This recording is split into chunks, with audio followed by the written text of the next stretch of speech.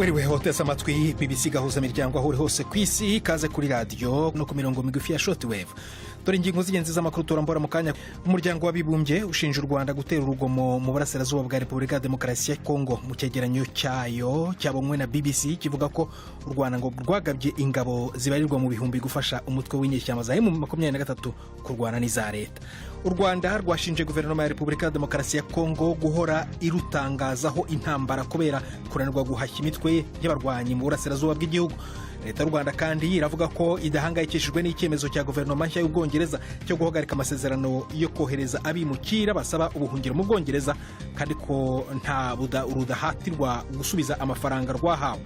Umuryango w'abibumbye urashinja Uganda gushyigikira inyeshyamba z'umutwe wa M23 muri Repubulika ya Demokarasi ya Kongo kandi ugatanga impuruza ko izamuka ry'ibibazo by'umutekano biteye inkeke zo gushoza intambara mu karere kose. Frank Habineza mu Rwanda wamamazwa n'ishyaka riharanira demokarasi no kurengera ibidukikije yahakanye amakuru avuga ko ngo akorera mu kwaha kw'ishyaka riri ku butegetsi rya FPR. Guverinoma ya Repubulika ya Demokarasi ya Kongo irasaba umuryango mpuzamahanga gufata imyanzuro yose ishoboka nyuma y'icyegeranyo cy'inzobere z'umuryango w'abibumbye.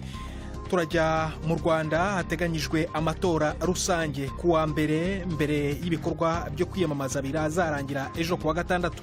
Mu Burundi ho bamwe mu barimyi bipamba mu kibaya cya Gihanga n'abahitwa Imbo baravuga ko babayeho mu buzima bubi kubera kudahembwa ku musaruro wabo.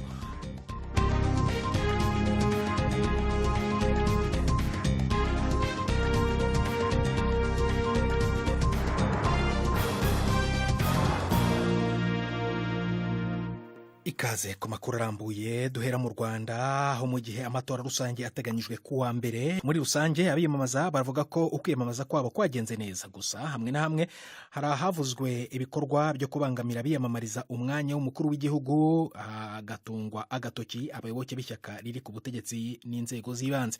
Mu bikorwa byo kwiyamamaza ku mukandida w'ishyaka riri ku butegetsi Paul Kagame ho hari ahavuzwe impfu z'abantu ziturutse ku muvuduko muvundo nako kubera abantu benshi bitabira ibyo bikorwa byo kwiyamamaza. I Kigali ni inkuru ya Jean-Claude Mwambutsa. Umukandida Frank Habineza watanzwe n'ishyaka riharanira demokarasi no kurengera ibidukikije avuga ko ibikorwa byo kwiyamamaza byagenze neza ugereranije nuko byagenze mu matora aheruka. Mu kiganiro yaraye haye abanyamakuru, Habineza yavuze ko mu turere hafi ya twose yakiriwe neza n'abayobozi batwo ndetse n'abaturage bitabira ku bwinshi ibikorwa bye byo kwiyamamaza. Gusa yanashyize mu majwi uturere tubiri, Akangoma na Rulindo, aho avuga ko inzego z'ubutegetsi zabangamiye bikomeye ibikorwa bye byo kwiyamamaza.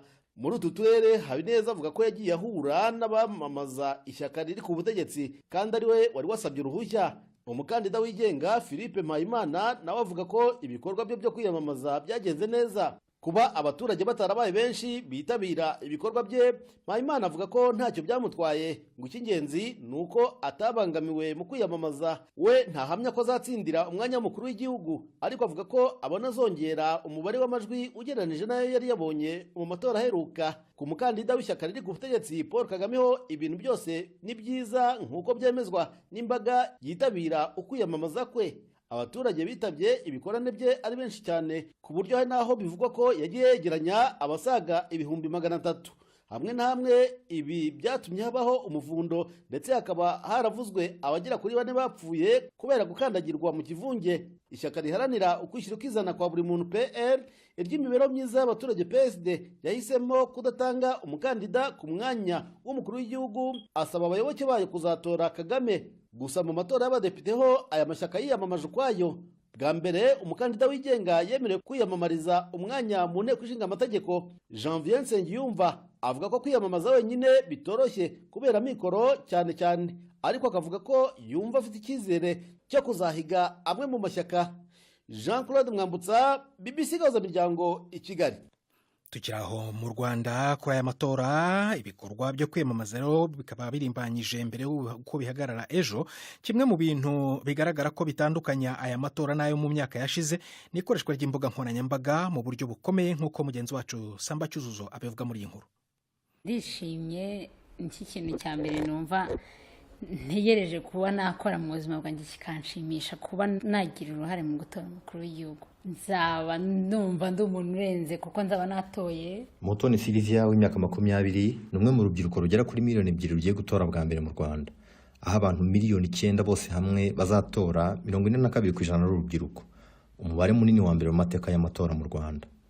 Mu bikorwa byo kwiyamamaza no gukangurira abanyarwanda amatora, ikintu kiri kwerekana itandukaniro n'amatora yabanje ni ikoreshwa ry'imbuga nkoranyambaga mu rubyiruko, nk'uko umusesenguzi wa politike Ismail Buchanan abivuga. Iyo tugiye nko kuri itangazamakuru rya social media ryariyongereye ku bwinshi, ariko ikindi nongeraho kuri ibyo ni umubare nkeka ko wiyongereye w'urubyiruko ruzatora muri kino gihe. Ari naho mvuga ngo uruhare rw'urubyiruko muri aya matora birakwereka urubyiruko ruri inyuma y'amashyaka, uburyo rutanga amatangazo, rutanga ubutumwa, bikwereka neza ko urubyiruko noneho rwarugize ibyabo. Komisiyo y'amatora yakoresheje imbuga nkoranyambaga n'imvugo urubyiruko rwiyumvamo mu gutangaza gahunda z'amatora. Ibi byatumye urubyiruko rwinjira mu bikorwa bya politike n'amatora kurusha mbere, nk'uko bivugwa na Eric Ndushabandi, umushakashatsi akaba n'impuguke muri politike. Ya miyoborere igira impact ku muntu ku giti cye barayibona, bafite imiyoboro digital space na social media zibafasha kureba ahandi uko bimeze, ibafasha kugira civic engagement na political engagement iri hejuru kuruta 2003 uko bigenda bizamuka. Mutoni Sylvia asanzwe akoresha cyane TikTok. Muri iki gihe cy'amatora ntabwo yacikanywe, kandi birimo kugaragara mu rubyiruko rwinshi mu Rwanda. Ngewe birimo kwera wenda social media ko akunda umuntu akora utuvideo kuri TikTok tw'indirimbo za trendinze nziza. Ikindi byaranamfashije kumenya niba natora, namvishe niho umenyera ko imyaka 18 yemerewe gutora kuzamura. Social media yaradufashije cyane kuri no nshuro kabisa. Social media yagize uruhare runini muri campaign.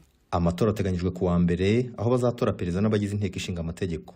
Ku nshuro ya mbere mu Rwanda bazaba batorewe ku munsi umwe. Samba Cyuzuzo, BBC Gahuza Miryango, i Kigali. Umuryango w'abibumbye ushinja u Rwanda gutera urugomo mu burasirazuba bwa Repubulika ya Demokarasi ya Kongo.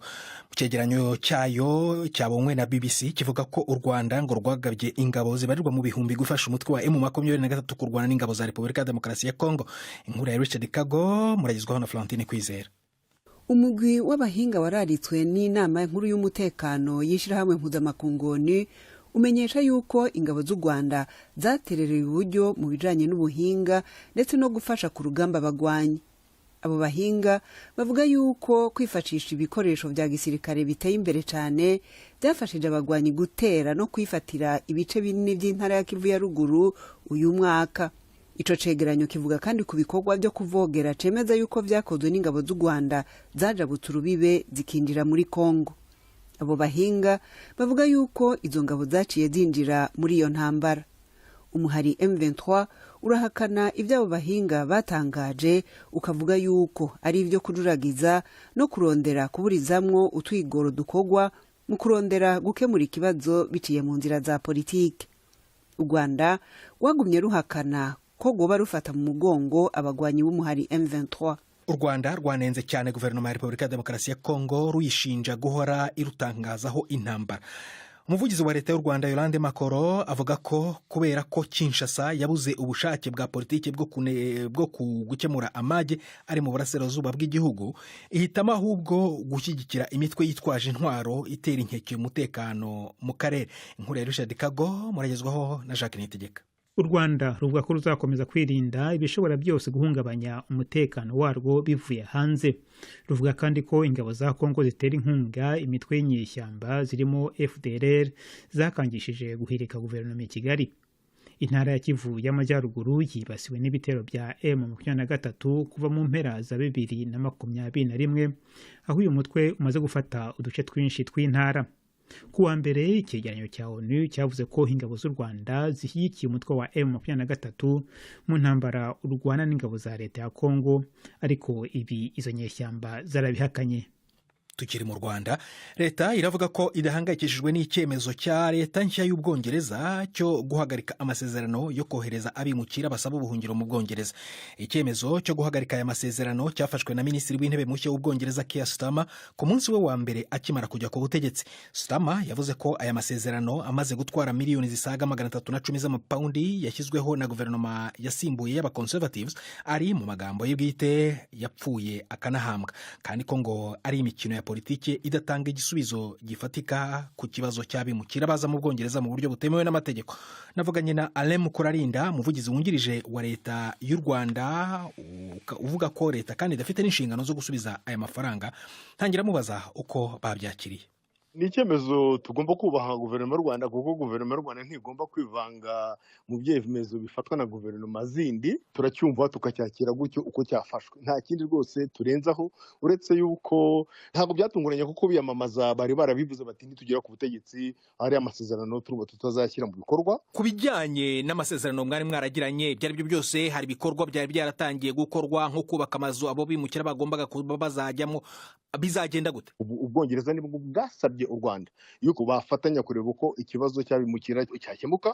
U Rwanda rurabisuzuma rusanga nta kibazo, kuko n'ubundi rusanzwe rubifite mu muco wabwo, mu myumvire y'Abanyarwanda yo gufasha uri mu karengane, nguko twakira abavuye muri Libya, muri Afghanistan, muri Sudani, ndetse ntiwibagirwa ko tunafite impunzi zirenze 120 hano ziva mu Burundi ndetse muri Repubulika Iharanira Demokarasi ya Kongo. Nahabanye kuri icyo kibazo uvuze, ugeze neza no kukibaza. Ibyo Minisitiri w'Intebe w'Ubwongereza yatangiye avuga ngo amasezerano ngo yapfuye yahambwe adashyizwe mu bikorwa. Aho ngaho yaribeshye cyane, kuko amasezerano yatangiye gushyirwa mu bikorwa aho amafaranga yagenwe, yatanzwe kandi agakoreshwa icyo yagenewe. Hano mu Bwongereza ho bavuga ko impamvu nk'uko bivuze mu mvugo y'Icyongereza nyine was dead and buried, nta bimukira na bamwe baje muri iyo gahunda mu Rwanda. Ntabwo amasezerano niba batanabyumva neza babisobanuze, atangira ari uko umwimukira wa mbere aje mu Rwanda. Amasezerano yatangiye gushyirwa mu bikorwa bohereza amafaranga nk'uko biteganyijwe, kugira ngo abo bantu bazaze bafite aho bakirirwa nk'uko amasezerano yabiteganyije. Kuri cya kibazo nayo nkubajije, ubwo aho mwari mwatangiye kubaka bazakirirwa hazajya iki, bizagenda gute? Aho ngaho hatangiye kubaka, ndagira ngo maze nibutse yuko mbere na mbere aya masezerano ntiyigeze ateganya yuko niba amafaranga agomba kugaruka cyangwa atagomba kugaruka. Ibyo ntibiteganyijwe. Bivuze ngo ushaka no kuyaka ugomba kugira icyo ushingiraho kiri mu masezerano. Icya kabiri, ntabwo u Rwanda rwigeze runyuranya n'imwe mu ngingo zigize amasezerano. Icya gatatu, ntabwo u Rwanda ari rwo rwayavuyemo, ni Ubwongereza bwayavuyemo.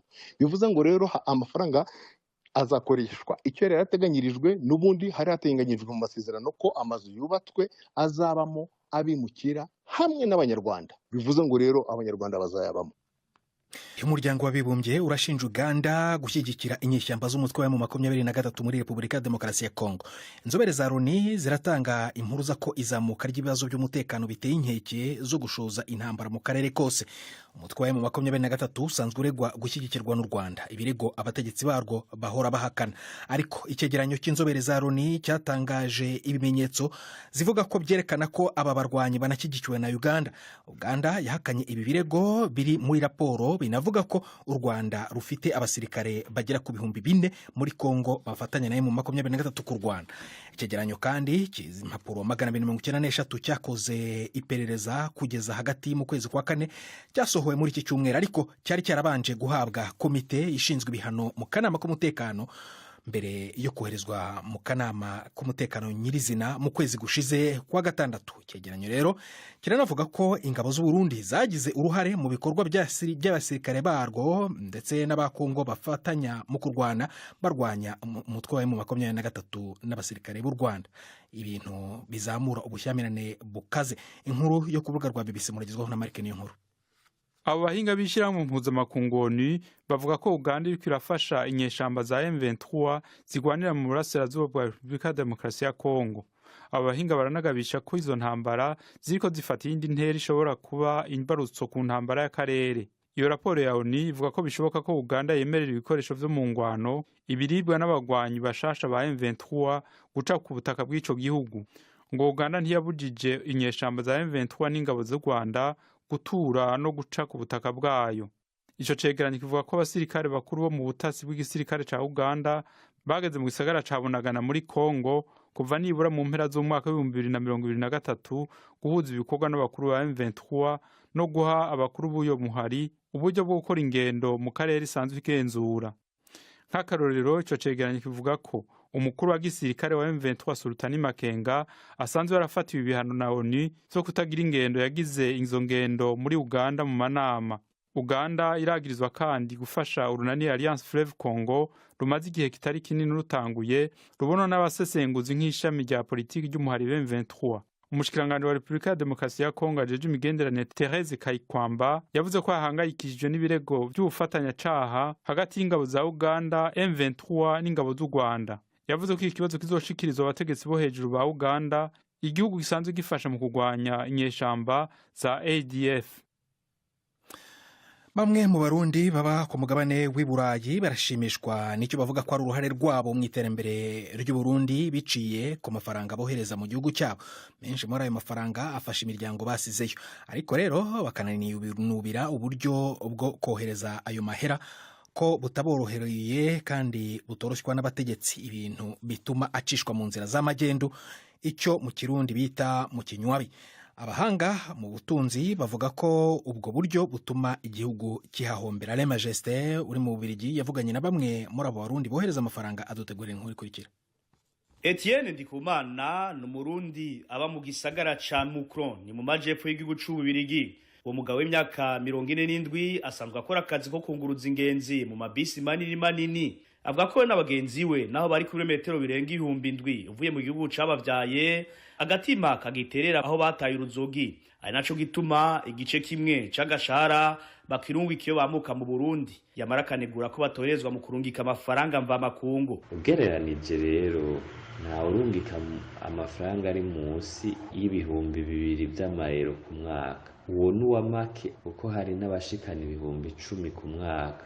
Rero cugwiza n'ibihumbi by'abarundi bari Buraya usanga ari amahera menshi cyane. Ikibabaje nuko kwikora kubakorera mu kinywabi kuri marché noir kuko igiciro ca banki nkuru kiri hasi ugereranije n'abatuvunjira bakorera mu kinywabi. Ivyo biremezwa n'abasanzwe bakora umwuga wo kurungika ayo mahera mu Burundi. Justin Bizabigomba akora umwuga i Buruseli ku mugwa mukuru w'Ububirigi. Ufatiye ku biharuro urabona ko bayarungika ari benshi. Uravye ku kwezi turashikana nk'ibihumbi nka 90 by'amayero. Muri Kigarama mu minsi y'imisi mikuru ya Noel n'ubunane barashobora kurungika, uharuye ugasanga bararungitse nk'ijana, uyasize hamwe ugasanga ni nk'ibihumbi 110 by'amafaranga y'amayero. Urumva se amafaranga make. Josephine Johnson Nkunzimana ni Umurundikazi aba mu gihugu c'Ububirigi imyaka itari mike. Nawe nyine asaba abategetsi b'u Burundi guha agaciro abarundi baba mu mahanga gutyo nabo baheze batere mu iterambere irama ry'igihugu. Diaspora zose zirafise ico zifasha mu gihugu iwabo,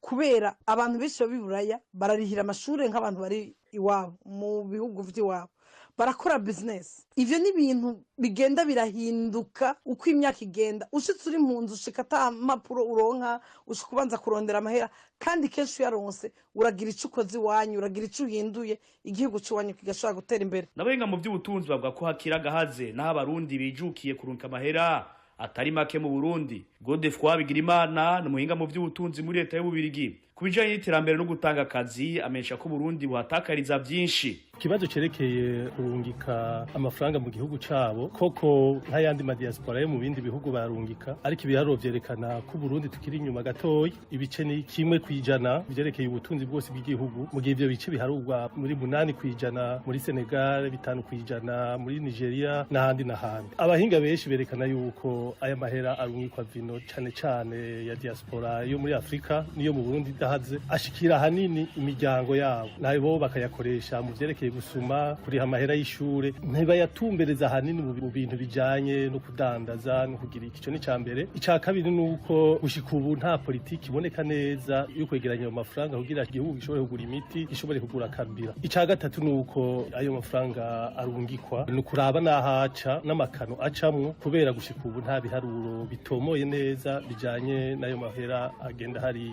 kubera bayahanahana mu minwe hanyuma bakaca bayavunjisha kuco bita marché noir. Ico gihe rero l'impact irashobora kugabanuka gatoyi kubera hari naho abantu bamwe bamwe bafite amarundi menshi baca bagenda kuyagura gaca bayabika kugira ngo babike ifaranga ryabo mu ifaranga ryo hanze ukaca usanga kubyerekeye ubutunzi bw'igihugu nta impact nini ya ayo mafaranga kiza. Ibiharuro vy'igisata ca ONU cabimukira OIM ishami ryo mu Burundi vyerekana ko mu 2023 gusa abarundi b'amakungu barungitse imiliyoni 47 z'amadolari y'abanyamerika. Ayo nayo akaba ari munsi y'igice kimwe n'ivy'ijana bitandatu vy'amahera leta ikoresha. Uburundi bukaba buza ku rutonde rwa nyuma mu bihugu vyo mu karere ka Afrika y'ubuseruko busanzwe burukiyemwo inyuma y'igihugu ca Sudani y'Epfo. I Buruseli mu Bubiligi, Alain Majesté Barenga. Guverinoma ya Repubulika ya Demokarasi ya Kongo irasaba umuryango mpuzamahanga gufata imyanzuro yose ishoboka nyuma y'icyegeranyo cy'inzobere z'umuryango w'abibumbye. Icyo cyegeranyo kivuga ko u Rwanda rwohereje ingabo ibihumbi n'ibihumbi kujya gufatanya kurwana n'inyeshyamba za M23. Kivuga kandi ko ingabo z'u Rwanda zahaye izo nyeshyamba ubufasha mu rwego rwa tekinike no kuyobora imirwano ku buryo byafashije uyu mutwe kongera ibitero no kwigarurira uturere twinshi mu ntara ya Kivu y'Amajyaruguru mu ntangiriro z'uyu mwaka. Inkuru ya Emery Makumeno muragezwaho na Jacques Nitegeka. Itangazo ry'umuvugizi wa leta ya Kongo risaba icyo ryita ibihugu byose bishyira mu kuri abakunda amahoro n'ubutabera ndetse n'amahanga muri rusange gufatira u Rwanda n'abayobozi barwo ingamba zikaze mu rwego rwa politiki, ubukungu n'ubutabera. Itsinda ry'impuguke z'umuryango w'abibumbye kuri Kongo rivuga ko abasirikare b'u Rwanda 4,000 bambutse umupaka kandi ubu bakaba bakorera mu ntara ya Kivu y'Amajyaruguru mu rwego rwo gushyigikira umutwe wa M23. Ibi akaba ari ibirego u Rwanda ruhakana. Leta ya Kongo ntacyo yavuze kuri Uganda, nayo impuguke z'umuryango w'abibumbye zishinja gushyigikira inyeshyamba zo mu mutwe wa M23 mu bijyanye n'ibikoresho no kuzorohereza amayira. Ibi birego Uganda nayo ikaba ibihakana. Imirwano hagati y'abahanganye mu burasirazuba bwa Kongo yatumye abantu batari munsi ya miliyoni 7 bava mu byabo kubera intambara. Kongo rero ikaba ari ya kabiri nyuma ya Sudani muri Afurika mu kugira abantu benshi bataye ibyabo kubera imirwano.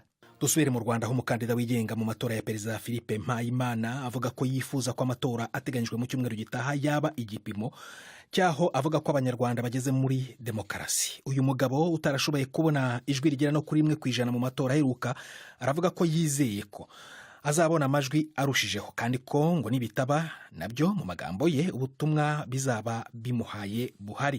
Mu gihe yabatorewe gutegeka igihugu rero Mpayimana avuga ko yiteguye kuvugurura imiturire, ubwubatsi bw'amazu bukabungabunga ubutaka buto igihugu gifite. Naho mu bubanyi n'amahanga Mpayimana avuga ko ngo yifuza ko Afurika ishyira hamwe ndetse ko ngo yanakuraho inzitizi zose zibuza abantu kwisanzura ku mugabane wabo. Ibindi tubibaza Jean Claude Mwambutsa wagiye mu bikorwa byo kwiyamamaza. Mu gihe hasigaye iminsi 6 ngo habeho amatora y'umukuru w'igihugu mu Rwanda, umukandida Philippe Mpayimana yavuze ko yifuza ko abanyarwanda bazagaragaza ko bazamutse mu myumvire. Kuri we ngo aya matora akwiye kuba igipimo cyaho abanyarwanda bageze bumva demokarasi nuko abantu bagomba gusimburana ku butegetsi. Ubwo yari mu kiganiro n'abanyamakuru, Mpayimana yavuze ko yifitiye icyizere ngo arumva azitwara neza mu majwi kuruta uko byagenze mu myaka 7 ishize. Ndashaka ko amatora azaduha igipimo cy'abanyarwanda imyumvire bafite kuri demokarasi.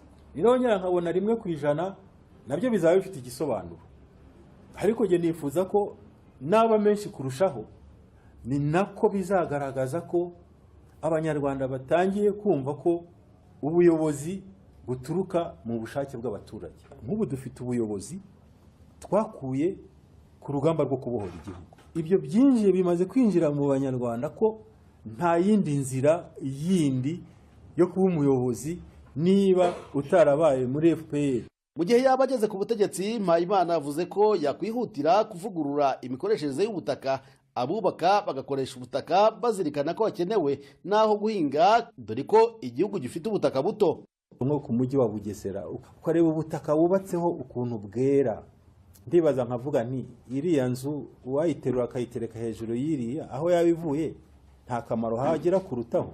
Aba komisiyoneri uzababaze umubare w'ibibanza bagurisha, ubabaze noneho ese ni imirimo ingahe mugurisha. bigaragaza ko abantu bashaka kubaka ntabwo bashaka guhinga. Mu gihe yaba ayoboye igihugu, Mpayimana avuga ko yakwihutira kuvugurura imibanire y'u Rwanda n'ibindi bihugu. Kuri we ngo Afurika yaba imwe, imipaka ntibe iyo kwigizayo abasangiye umugabane.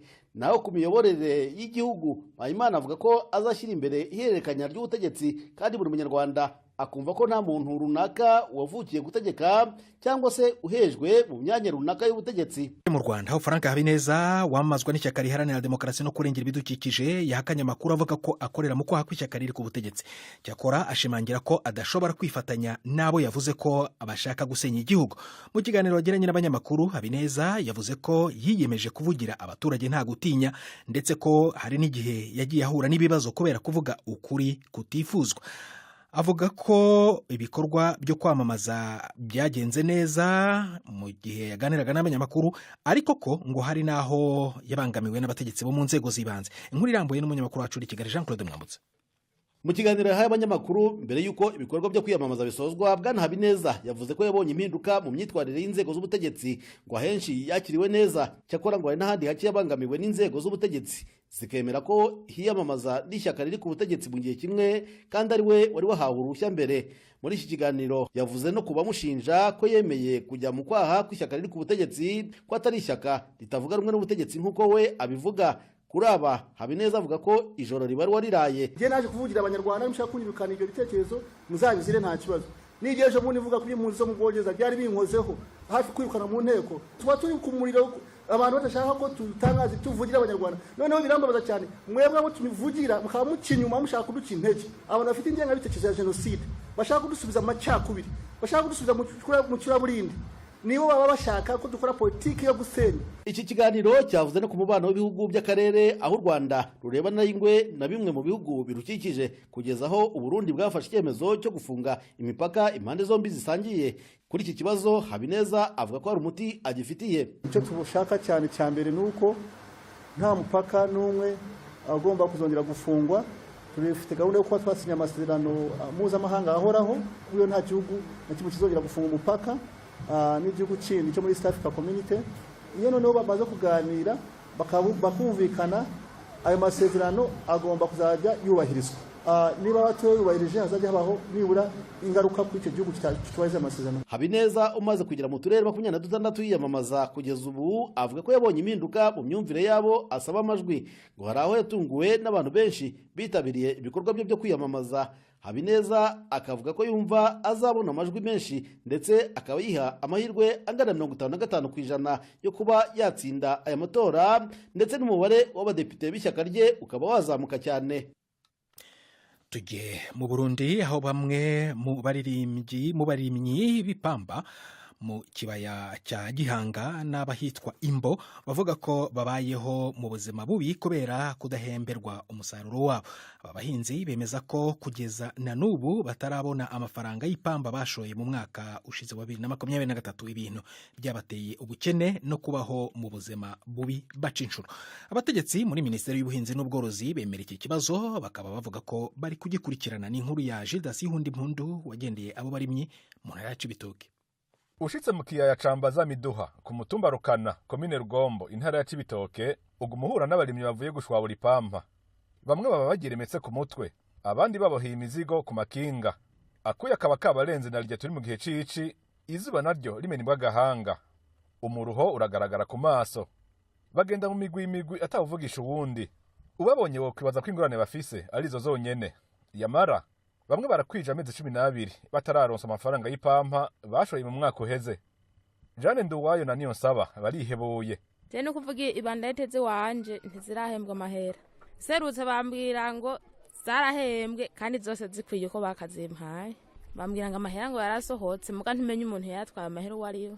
Ubundi azicanye aho n'indi pampa ndagimbuye, n'ubundi nze shore na yambe ntarayaronka, numva kari kibazo. Dushora mu kwezi kwindwi mu matariki nka 25 gutera ku 8, batangira guhemba ku mwisho uko 8 mu ntango z'uko 9 gushika uno munsi ro kuva muri uko ku 9 ariko guhembwa ku mwaka uheze hari abatararonswa ayo mahera yabo. Aba banyagihugu bavuga ko iyi ngorane yatumye bisanga mu buzima butoroshe. Nk'uyu mwaka kugira abanyeshuri basubire ku mashuri twinjiye amadeni kugira umuntu aronka agahuzu arindiriye ko azokwishura muri ya mahera bazoduhemba twinjiye ideni rero nk'ubu utararonka urumva bashoboye no kumushira mu gasho kubera rya deni atararonka ngo aryishure kuko aguma amubwira ati we nakubwiye ko nzoguha kw'ipampa ntibarampemba none irindi tugira turishore amubwira ati kw'ipampa n'ubwa mbere haciye umwaka wose hakiriho abarimyi b'ipampa batarahembwa vyoba vyatumwe n'itunganywa ribi ry'amafaranga hamwe n'uko ishirahamwe Kojeruko rirabika igiterwa njabukamazi riherutse gutunganya ingene igikorwa co guhemba kigenda kare ngo catunganywa n'amakoperative y'abarimyi ubwabo ngo ubu Kojeruko ryazanye abakontabule bataza abarimyi b'ukuri ngo bituma amafaranga amwe ahabwa abatari bo Samuel w'imyaka 60 ishavu riraniga twarabaje none byavuye kuki ko twebwe kumbure twabikora kandi tutize kandi bikagenda neza mwebwe kumusha bakontabule bize baminuje mwahombye gute nimudusigure ko mwahombye bagaca badakubiduta ko twebwe ngo mwebwe nk'abakoperative ngo mufishe ngo nyene ngo munyudura ngo abanywanyi baje wewe wogira wowe wofashije ukanyura kaza kumwiba ico nicyo kitubabaza kandi nicyo dusaba ko ngo dufasha kugira ngo n'ubundi twebwe amakoperative twiyegerera umunzani nitwe tumenya uwashoye n'utashoye wariwe none muri rusangi umurimyi w'ipampa bayeho gute Felix amaze imyaka ririma umurimyi w'ipampa bayeho akenye ashomereye mbere ndetse n'inzara iriko kubera yuko udufaranga baduhereza ku kiro ni dukeya cyane ku kiro batugurira 900 igitenge cy'umugore nta kirimwo n'ipataro y'umuntu w'umugabo nta irimwo udukoresho tw'abana urumva nta turimwo emwe nukuri nta kigenda kabisa twasaba yuko botwongera amafaranga bahora batugurira ko bakaduza igiciro bakaduha nk'ibihumbi nka 2 basi ikibagiwe cyoco nta n'inzu wo kubaka mu ipamba mu kiganiro abashikiranganje bagiranye n'abamenyesha makuru hamwe n'abanyagihugu kwigenekerezo rya 2028 ruhesha umwaka umushikiranganje w'uburimyi Prosper Dodiko yamenyesheje ko ingorane zose z'abarimyi b'ipampa azizi turiko turakora ibishoboka byose kugira ngo ako gahembo kabene gihugu kaboneke vuba turiko turakorera no ku giciro ivyo rero byumvikana neza yuko ubu tugiye gusaba kubiharura turabe koko amahera agurishwa ipampa yuko agaruka agasahiriza umwene gihugu turabemereye yuko duhejeje kubiharura tuzobagira nk'abandi barimyi barima ibindi biterwa igiciro kikaba igiciro gikura kuya umurimo uko imyaka igenda niko abarimyi b'ipampa bagenda badebukirwa indiyane zitandukanye Burundi bwaciyemo muri kahise izimba ry'ubuzima guhembwa nabi n'igwirirana ry'abantu vyatumye bagenda bahiba ico giterwa buke buke bagisubiriza n'umuceri ibigori ibijumbu imyumbati amasaka n'ibindi amatongo yahoze agenewe iki giterwa yaragabanutse cyane kuva ku mahegitari 9,000 gushika ku 3,000